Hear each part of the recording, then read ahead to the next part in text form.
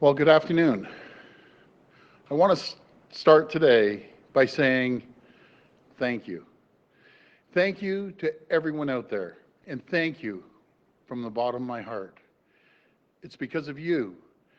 Thanks to each of you, we've made tremendous progress.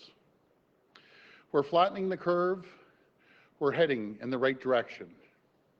And as we adjust to the new normal, as we continue to look out for ourselves and our loved ones, as we take the necessary precautions, we have reason to be optimistic. As the trends continue downwards, as we continue seeing a reduction in community spread, we're getting closer and closer to opening things back up. And today, we have the groundwork in place. We have the critical pieces we need in place. We have a framework and targets. We have clear, sector-specific health guidelines. And with these critical pillars in place, we are in the position now to look at what we can start to open up safely. And based on our framework, based on our robust health and safety guidelines, it is clear that right now there are certain businesses and workplaces that can operate safely. That means they can physically distance their staff and customers, they can put in physical barriers, they can provide contact-free services, or they work outside and are isolated. We have consulted with our Chief Medical Officer, and today we're able to move forward with opening a small list of very specific businesses. Many of these are seasonal businesses that we're confident can operate safely as long as they comply with public health measures and workplace guidelines.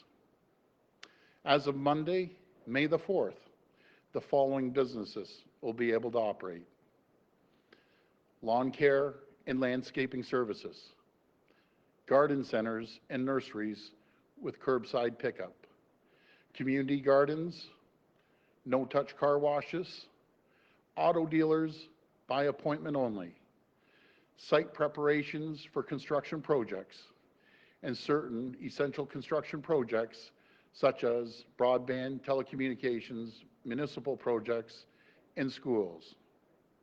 Marinas and golf courses will also be allowed to start getting ready for the season, but not open just yet. Folks, our hard work and perseverance, our patience is paying off. We're at an important starting point, and we should take today as a sign. Today's news shows us that if we stay the course, if we stay vigilant and take the measured approach, we can keep moving in the right direction. We can keep moving ahead with the opening of the economy. We will still have a long way to go. But today is a glimmer of hope, and it couldn't come soon enough. I'm very pleased that we're here today, and I know we all are. As I said on Monday, we're at the start of a conversation, and every step forward is an important step. Every step forward is a step in the right direction. And in the coming days and weeks, I'm hopeful that we'll meet more of our health targets. I'm very optimistic that in the near future, we'll be able to announce that additional businesses will be able to open up safely. People are eager to get back to work. I know that. And right now, our future is in our hands. It's up to us as a province. And when the time comes, we will regain what we have lost and more. My friends, we will get there. We will get there together, and we will get through this. Thank you so much, and God bless the people of Ontario. Now I'll pass it over to Minister Fedeli.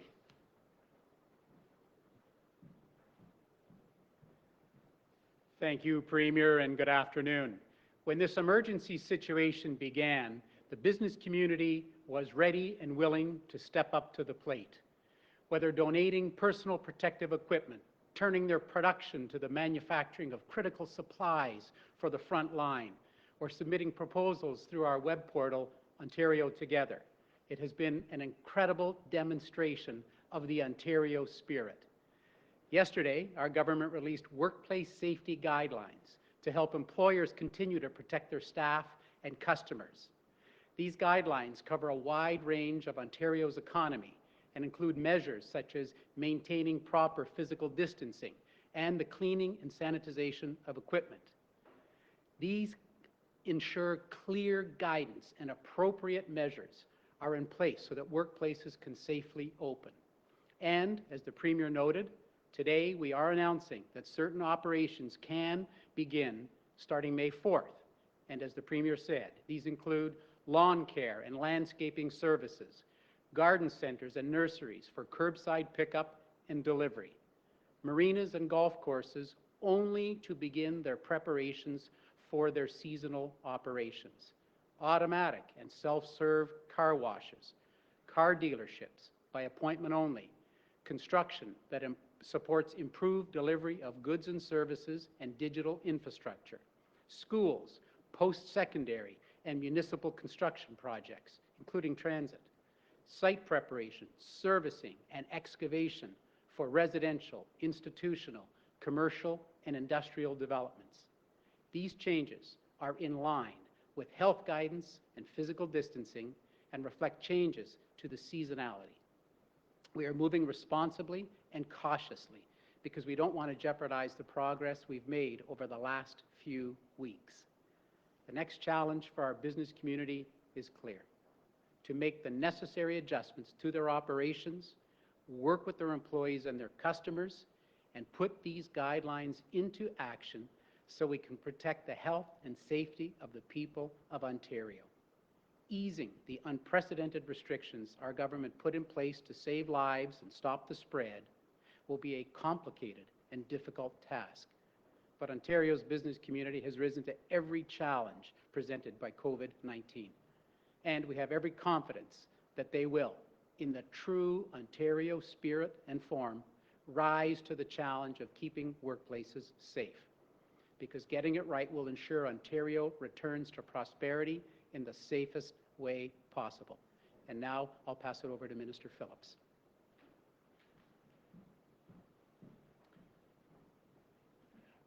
Good afternoon, and thank you, Minister Fedeli. I'd like to begin, just first of all today, by congratulating Tim Macklem, who was appointed the new Governor of the Bank of Canada today. I'd also like to take this opportunity to thank Governor Steve Poloz for his 7 years of dedication, particularly during these challenging times. Steve's from the Durham region, and as the MPP for Ajax, we always like to see a local boy make good. So it was great. Steve joined us this morning to talk to the Ontario Jobs and Recovery Committee, and we appreciate his insights, and it's just an example of the kind of expert advice we're getting in the health area, in the science area, and of course in the economic area.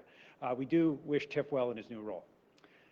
By following our public health experts' advice, we've made progress in our fight against COVID-19. Our sacrifice is paying off, and we can see light at the end of the tunnel. But obviously that progress has come at a cost, and we all know that families and businesses are struggling. Our government has been there to provide support for parents and vulnerable seniors, small businesses facing challenges to pay rent, and making $17 billion available in direct and indirect support for people and businesses. Government can help, but as soon as it's safe, we all want to get people back to work. While we're not yet in a position to move into that reopening phase in our response to COVID-19, we are a step closer. Yesterday, our colleague Minister McNaughton outlined guidance that will help businesses keep their employees and customers safe when they reopen. And today, we're pleased to say that some businesses are in a position to start following that guidance, which is why they'll be able to start operating with restrictions next week. Our response has always been guided by what makes sense for Ontario, based on the current status of the outbreak in our province. We've always been nimble, making practical, periodic adjustments when it makes sense, for our health and for our people. Thank you very much. We'll go to the phone line for questions. One question, one follow-up, please. First question. First question comes from Haley Cooper from News Talk 1010. Please go ahead. Hi, Premier. Hi, Haley. With all this talk of slowly reopening, we've heard about the need for increased contact tracing. So I just want to circle back to something that you and I discussed a couple of weeks ago, and that was Alberta using smartphone technology to track people with COVID-19. And you said you were going to talk with Premier Kenney about that. And I just want to know how that conversation went, and will the province be adopting that technology? Well, I had a great conversation with Premier Kenney about that, and I passed it on to our health team. And before I pass it over to the Minister of Health, I want to congratulate our health team, Minister Elliott, and the Chief Medical Officer, but our whole health team. I want to congratulate them on the numbers of over 16,200 people were tested. They promised they'd bring those numbers up, and they did. And now we just have to continue moving forward on that. So to our health team, thank you for such the hard work. And these folks are up all night. I'm taking calls at 11 o'clock at night, talking to our health team, and they're just an incredible team. So I really appreciate it. I'll pass this question over to Minister Elliott. Well, thank you very much for the question. We have been doing the contact tracing manually, using a lot of medical students who volunteered to come forward, public health practitioners as well, to make sure that we can do prompt follow-ups, to make sure that we can identify and make sure that people who are self-isolating remain in that situation. But we are looking at some apps as well. We are looking at ways to use our technology to increase the volume that we can do the contact tracing on.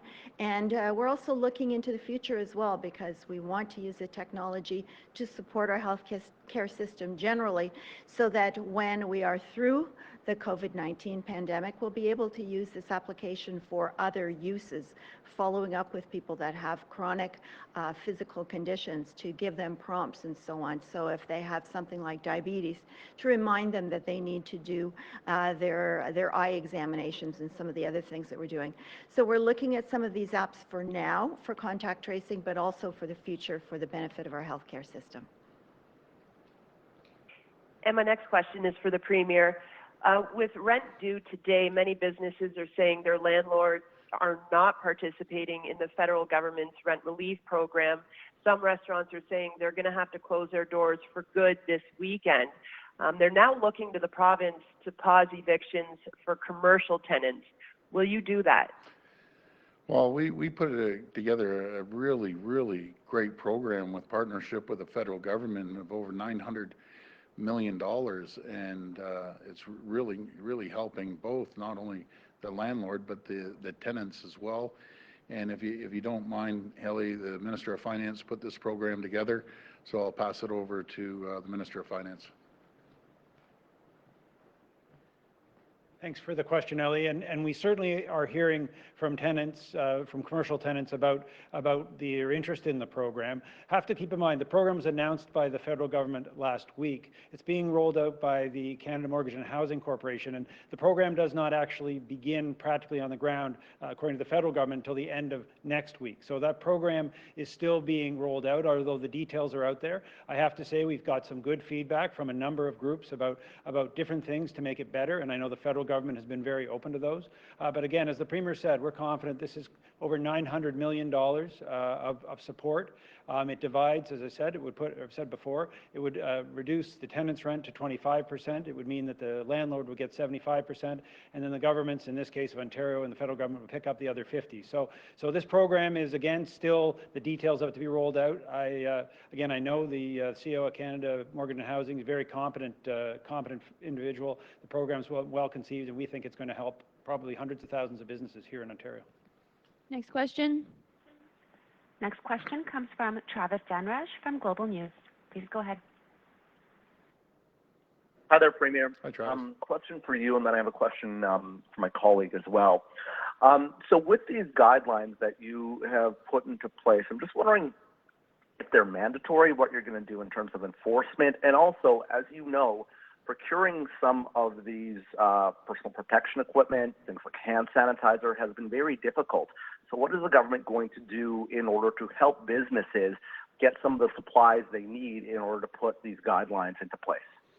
Well, the guidelines will be followed up by bylaw officers across the province, along with the PPE. I hear you. It's a challenge. It's a challenge on all fronts. We're seeing more surgical masks coming in. We have domestic supply ramping up as well, and we're going to work as hard as we can to make sure that the businesses have the requirements that they need. But yes, I'm not disagreeing with you. The PPEs are important, very important. All right, and this next question is from my colleague, Catherine McDonald, who's working on a story on long-term care. The government was sent a letter from families of residents at Meagan Manor, a long-term care home, and there have been various allegations that residents have been pushing their call buttons without anyone responding to them for hours. A family of a 105-year-old woman says that she was left only in a diaper without a sheet to cover her, calling out for a glass of water for hours, and there are many other allegations that have not yet been proven, but the families are demanding that the ministry step in to help deal with this. What is the government going to do? Well, I'll pass this over to the Minister of Health. Well, we've been hearing some pretty tragic stories about some of the things that have been happening in our long-term care homes. And we are taking action. First of all, we have asked for the assistance of the armed forces. They have gone into 5 of our long-term care homes with nursing and other supplies, as well as for cleaning and infection control purposes. We also passed an order last week that allows hospital personnel to go in to work in long-term care homes as well. I would say that the hospitals, it's a voluntary association and indication by hospitals if they want to do that. To their great credit, they have done that. And the employee representatives, the unions have been wonderful as well, doing this on a humanitarian basis because we know that they need staff in these homes. We've been working to get staff in there from the hospitals. They are bringing their own PPE in with them. We're also sending in SWAT teams to a number of these homes in order to assist them with infection control and prevention to make sure that it's going to be a safe workplace for people going in. But we know that there are many, many sad stories of people that have been needing help and assistance, haven't gotten it, but we are making sure that they are going to get that now.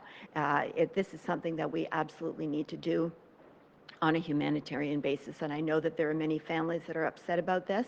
I don't blame them, but we are taking action and we are going to resolve this situation, and we are going to make sure that there's staff in there to attend to their needs. Next question. Next question comes from Mike Crawley from CBC News. Please go ahead.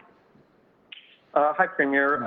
We're hearing from frontline workers in both long-term care facilities and in home care that they're not always getting the proper protective equipment that they should have, especially masks. So we're hearing long-term care workers are not getting N95 masks even when they're caring for confirmed COVID patients. And we're hearing home care workers are being told to use the same surgical mask all day, even when they travel between multiple homes. So what's your response to this, especially given that you keep saying that the province does have, enough PPE available, and they just have to, these homes and home care agencies just need to get in touch? Well, the management there should be giving everyone the masks, and we do have the supply. We have a system, people operators sitting there waiting for phone calls and get the delivery over to the long-term care homes within 24 hours. And we have the supplies, so we'll make sure we stay on that. But again, I'm asking the managers of these long-term care homes, 80% of them are privately run. If the caregivers need masks, give them the masks, and we have enough. All you have to do is pick up the phone, and I'm talking to the managers right now. Pick up the phone and call us, and you see the inventory, and if you need them, just call us. But I'd also call us, keep track of your inventory as well. That's another issue that we face. They leave it to the last minute. But we do have them. We will get them over there in 24 hours. It's critical. The frontline healthcare workers get the PPE that they need. We have it, and the managers, it's critical that you give the frontline healthcare workers these masks. Okay, my follow-up is on the economy. The C.D. Howe Institute report out today saying Canada's entered a recession. No real surprise there. What's your government's long-term plan for helping businesses recover from the economic devastation? I know you announced, some new businesses that can start functioning on Monday, but what extra things are you going to do to help businesses get economically back on their feet, given how rough things have been for them for the past couple months? Well, nothing as bad as we've seen now, but we were in pretty rough shape when we took over, and we had the economy booming in over a year. And we put incentives in, no matter if it's reducing WSI premiums, if it's reducing electricity costs now, making sure that we give a tax break to hundreds of thousands of small businesses, which we did. We reduced it, I believe, by 8.25%. But there's a whole raft of items, and again, I could hand it over to either one of my ministers, Minister of Economic Development or Finance, because they're heavily involved in making sure that we have our companies, especially our small businesses, thrive and grow. And I can tell you one thing, Mike, we're going to get back to that point. It may not be tomorrow, but I have all the confidence in the world and the businesses here in this province and the creativity, and we're behind them. We're going to have this economy humming again. We're going to have it moving forward, and we're going to continue supporting small businesses. Matter of fact, we're going to be supporting all businesses. But let me hand it over to one of the ministers.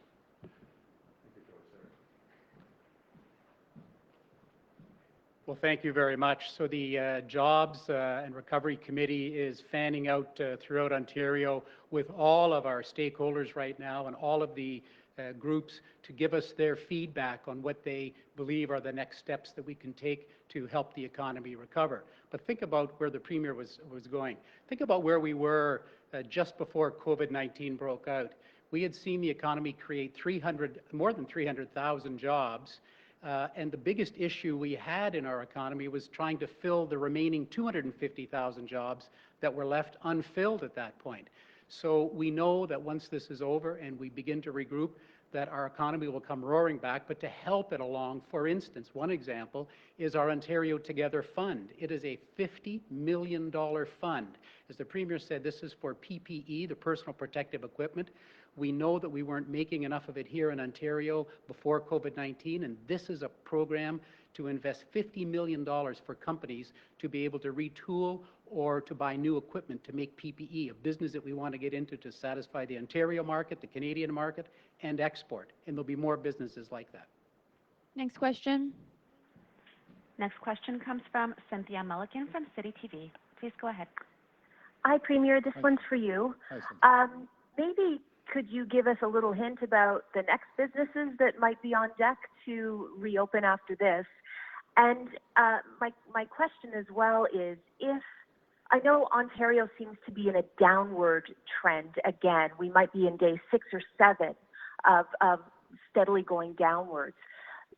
However, in Toronto, it's still facing the biggest number of cases. So when you do start to open up the economy, could the City of Toronto add some more stringent restrictions than you might have elsewhere in the province? For example, opening restaurants later? Well, before we open the whole economy, I'm going to stick with what I've always been saying.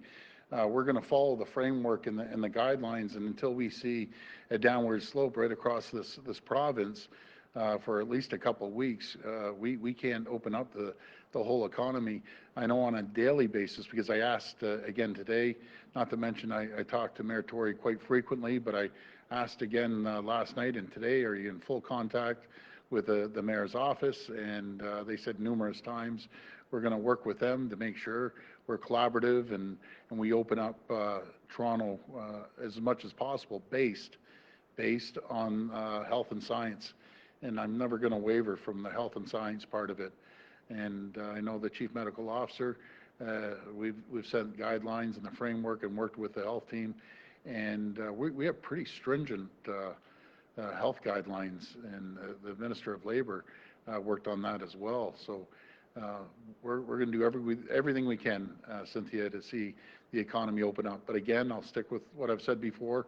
Let's see 2 weeks of real positive results. Okay, thank you. And I believe the finance minister would be best for this next question.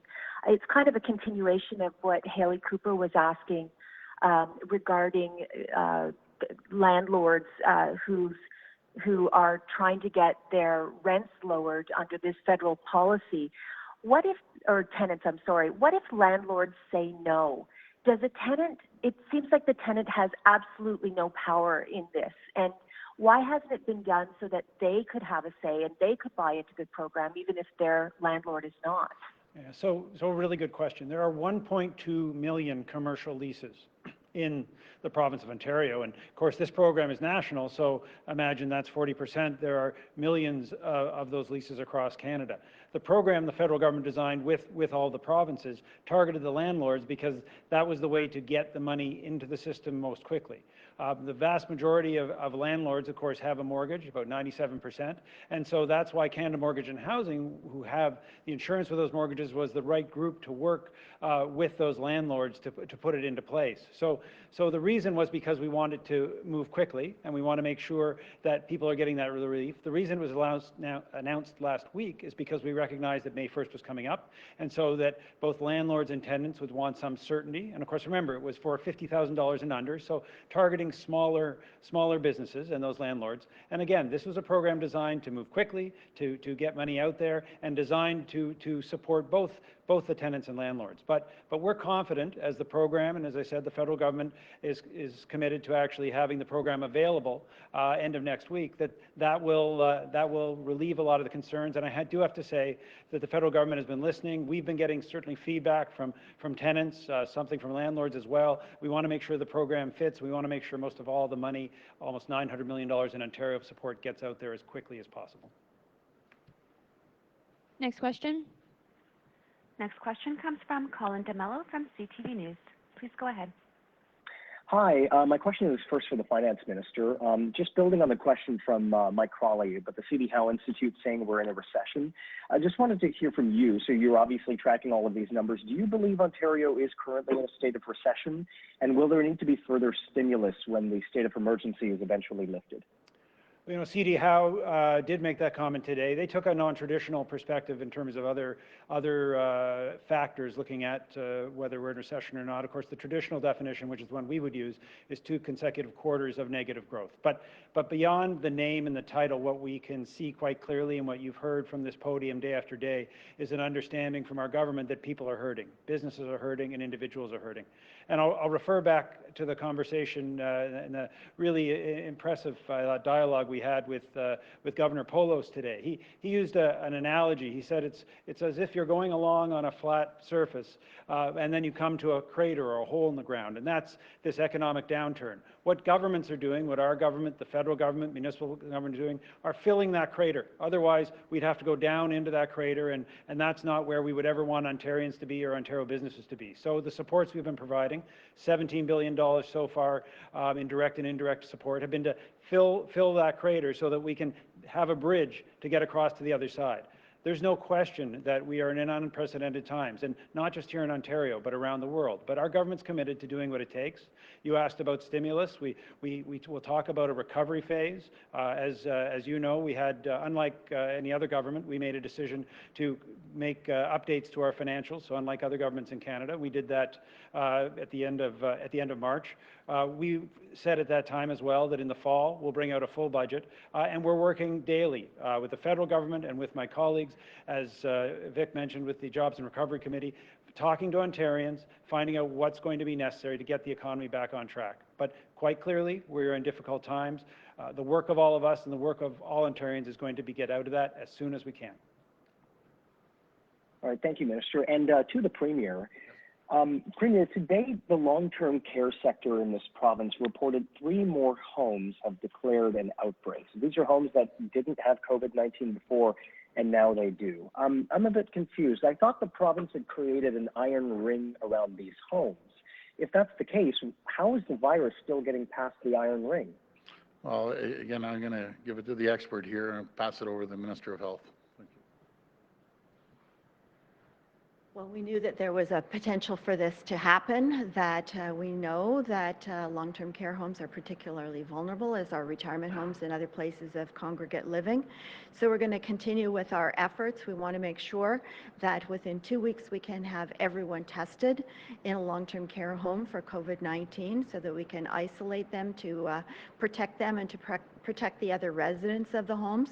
But very clearly there still is a lot of work to do. That's why we're very grateful for the assistance of the armed forces for coming in and helping with 5 of the homes.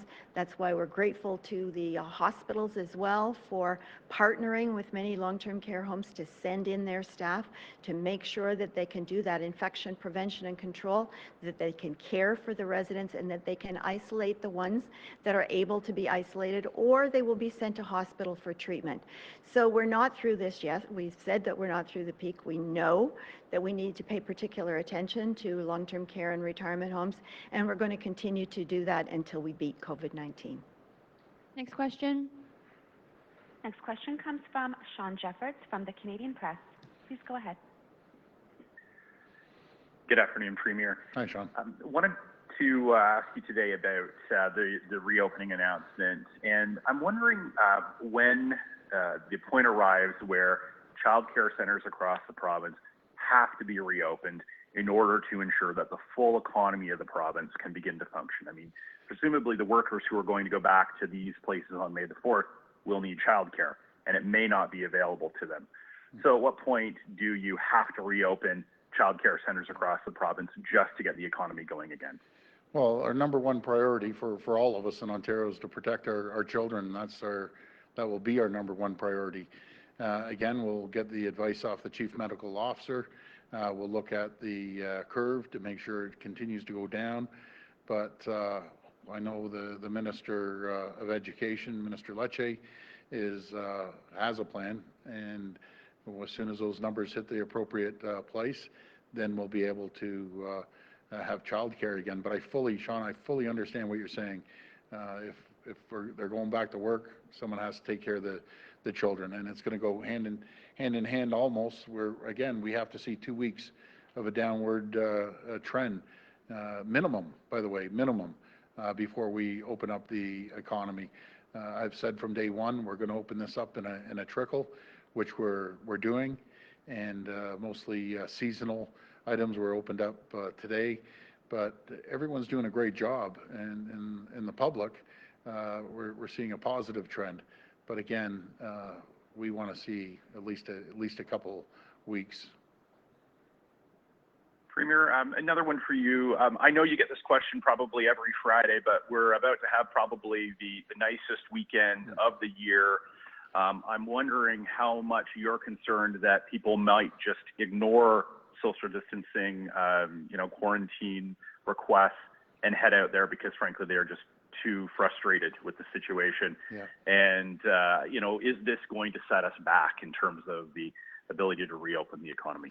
Well, even when we open up the economy a little bit, Sean, people have to practice social distancing. They just have to. We've come all this way, and everyone's worked so hard. Why go backwards based on having warm weather? That time will come, and hopefully it's going to come sooner than later that we can open up some parks and other recreational areas. But even when we do, you have to practice social distancing.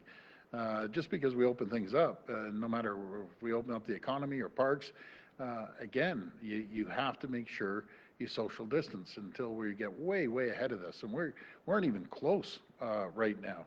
It's still right on the front doorstep. We have to be super cautious, and until that happens, just please practice social distancing. We're getting there. We are getting there, and I'm feeling positive. So just hang in there for a little bit. We're almost there. Last question. Last question comes from Randy Rath from Sage TV. Please go ahead. Hi, Premier. Hi, Randy. There's a situation in the city of Burlington where the city has said that you can't have a drive-by celebration of a birthday or an anniversary or something like that with any more than 5 cars, because they say that it constitutes a parade and your emergency measures make it so that you can't have any more than 5 vehicles in a parade. Is that not taking things to the extreme? What harm is there in people inside their car honking their horn with more than 5 in a row going by somebody's house to celebrate their birthday? Randy, I agree with you. If everyone's in their car, who are they bothering? You have to celebrate a little bit, going around. And I'll leave that up to the mayor of Burlington. But I spoke to Jane McKenna, our MPP out there today, and she's doing a great job, by the way. And, I said, what's going on with us? Why? They aren't hurting anyone. They're in the car. They're going by. And again, she doesn't disagree. But I guess someone has to have a conversation with the mayor of Burlington. That's going to be really up to them. But let's be a little lenient on stuff like that. I'd understand if there's, groups of people marching down the street side by side, chanting. But that's not the case. They're in individual cars driving by. What does it last? A few minutes? People honking their horns? People need a little bit of freedom to get out there and celebrate. But that's a judgment call for the mayor. Okay, and outside of the city, nurseries and greenhouses are already, and they have been since Easter, operating sales at the end of their lanes, and golf courses have already started grooming the courses for opening. I'm wondering what's different in what you're talking about today to what's already happening, and is the people that run those businesses ignoring the emergency measures, legislation, a factor in what you're announcing today? Well, as we all know, garden centers are very seasonal, and we have to get the flowers out there. We're talking about individual garden centers attached to other big retail. But my heart always breaks for the little guys. The little garden company that's somewhere in a small town, standalone. Those are the people I love. I want to support them, and anything we can do to support them. And as the trend goes down, hopefully there'll be a time in the very near future people can go in and look at their annuals or perennials and pick them out. But right now, through the advice of the chief medical officer, they just feel a little better, a little safer, just on curbside pickup. But do you know what this does, Randy? I think it's really good for mental health. People get outside, they get to garden, make their place look nice and bright and beautiful. There's nothing better than a beautiful garden with flowers, as my mother always told me. So. Thank you. Thank you. That's it. Well, have a very safe weekend, and God bless everyone of Ontario. You're absolute champions. Thank you.